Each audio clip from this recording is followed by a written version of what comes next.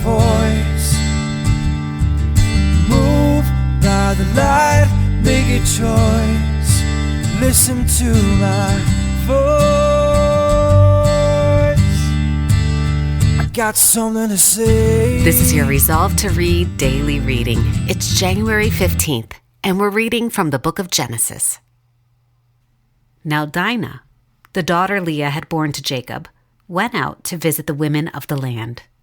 When Shechem, son of Hamor, the Hivite, the ruler of that area, saw her, he took her and violated her. His heart was drawn to Dinah, daughter of Jacob, and he loved the girl and spoke tenderly to her. And Shechem said to his father Hamor, "Get me this girl as my wife." When Jacob heard that his daughter Dinah had been defiled, his sons were in the fields with his livestock. So he kept quiet about it until they came home. Then Shechem's father Hamor went out to talk with Jacob. Now Jacob's sons had come in from the fields as soon as they heard what had happened. They were filled with grief and fury because Shechem had done a disgraceful thing in Israel by lying with Jacob's daughter, a thing that should not be done. But Hamor said to them, "My son Shechem has his heart set on your daughter. Please give her to him as his wife. Intermarry with us. Give us your daughters and take our daughters for yourselves. You can settle among us. The land is open to you. Live in it, trade in it, and acquire property in it." Then Shechem said to Dinah's father and brothers, "Let me find favor in your eyes, and I will give you whatever you ask. Make the price for the bride and the gift I am to bring as great as you like, and I'll pay whatever you ask me. Only give me the girl as my wife." Because their sister Dinah had been defiled, Jacob's sons replied deceitfully as they spoke to Shechem and his father Hamor. They said to them, "We can't do such a thing. We can't give our sister to a man who is not circumcised. That would be a disgrace to us. We will give our consent to you on one condition only, that you become like us by circumcising all your males. Then we will give you our daughters and take your daughters for ourselves. We'll settle among you and become one people with you. But if you will not agree to be circumcised, we'll take our sister and go." Their proposal seemed good to Hamor and his son Shechem. The young man, who was the most honored of all his father's household, lost no time in doing what they said, because he was delighted with Jacob's daughter. So Hamor and his son Shechem went to the gate of their city to speak to their fellow townsmen. "These men are friendly towards us," they said. "Let them live in our land and trade in it. The land has plenty of room for them. We can marry their daughters, and they can marry ours. But the men will consent to live with us as one people only on the condition that our males are circumcised as they themselves are. Won't their livestock, their property, and all their other animals become ours? So let us give our consent to them, and they will settle among us." All the men who went out of the city gate agreed with Hamor and his son Shechem, and every male in the city was circumcised. 3 days later, while all of them were still in pain, 2 of Jacob's sons, Simeon and Levi, Dinah's brothers, took their swords and attacked the unsuspecting city, killing every male. They put Hamor and his son Shechem to the sword and took Dinah from Shechem's house and left. The sons of Jacob came upon the dead bodies and looted the city where their sister had been defiled. They seized their flocks and herds and donkeys and everything else of theirs in the city and out in the fields.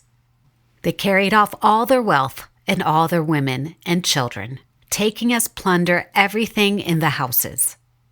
Then Jacob said to Simeon and Levi, "You have brought trouble on me by making me a stench to the Canaanites and Perizzites, the people living in this land.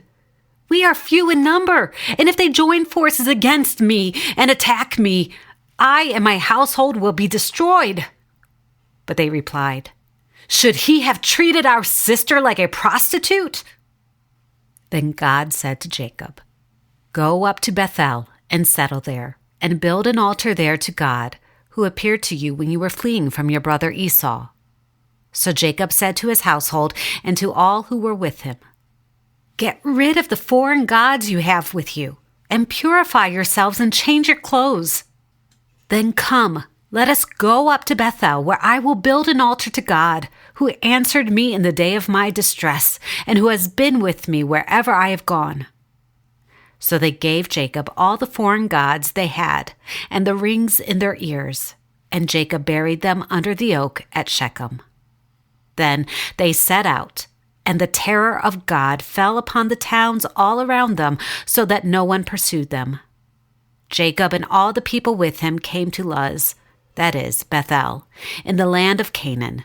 There he built an altar, and he called the place El Bethel, because it was there that God revealed himself to him when he was fleeing from his brother. Now Deborah, Rebekah's nurse, died and was buried under the oak below Bethel. So it was named Alan Bakuth.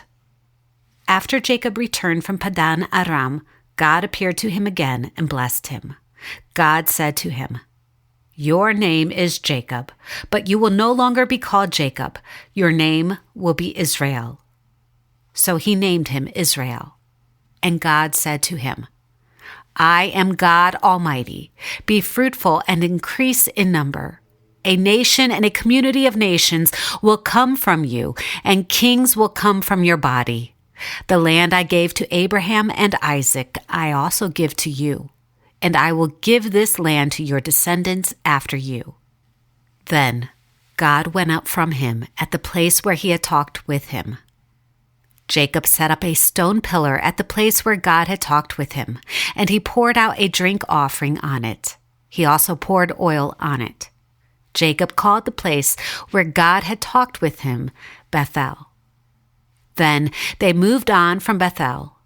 While they were still some distance from Ephrath, Rachel began to give birth and had great difficulty.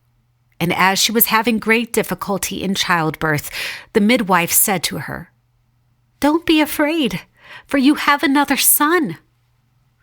As she breathed her last, for she was dying, she named her son Ben-Oni, but his father named him Benjamin. Jacob had 12 sons, the sons of Leah: Reuben, the firstborn of Jacob, Simeon, Levi, Judah, Issachar, and Zebulun. The sons of Rachel: Joseph and Benjamin.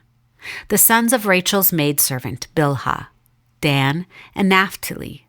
The sons of Leah's maidservant, Zilpah: Gad and Asher. These were the sons of Jacob, who were born to him in Padan Aram.